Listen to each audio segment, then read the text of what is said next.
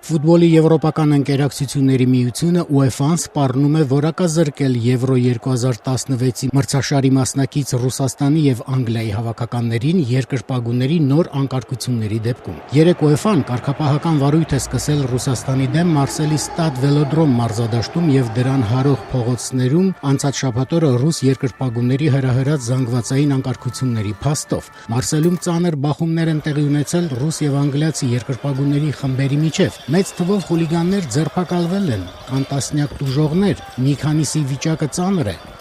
Անգլիա-Ռուսաստան հանդիպումը անցած շաբաթօրն ավարտվել է 1-1 հաշվով, ինչից հետո ռուսաստանցի այսպես ասած երկրպագուները, ճեղքելով անվտանգության պատնեշները, գրոհել են անգլիացի երկրպագուների տրիբունայի վրա, հասնելով անգլիացիներին նրանք սկսել են պատռել եւ գետնին նետել բրիտանական դրոշները, ծեծել մարդկանց, տարբեր իրեր եւ ճայթուկներ նետել անգլիացիների վրա։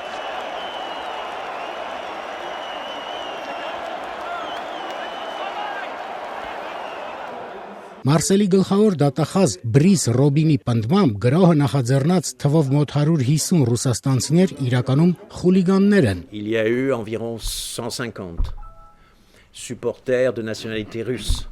qui sont en réalité des Նրանք սովոր են նման վարվելակերպի եւ հատուկ պատրաստություն են անցել։ Մի քանիսը փորձել են հասնել Մարինյանի օդանավակայան, նրանց մուտքը մերժվել է դժբախտաբար, մնացածները տարբեր ճանապարհներով կարողացել են գալ Մարսել եւ իրականացնել կայծակնային ու չափազանց վայրագ բռնություններ։ Ես չեմ կարող պնդել, որ նրանք պրոֆեսիոնալ ջարդարարներ են, բայց ակնհայտ է, որ շատ լավ մարզված են, ասել է դատախազը։ D'où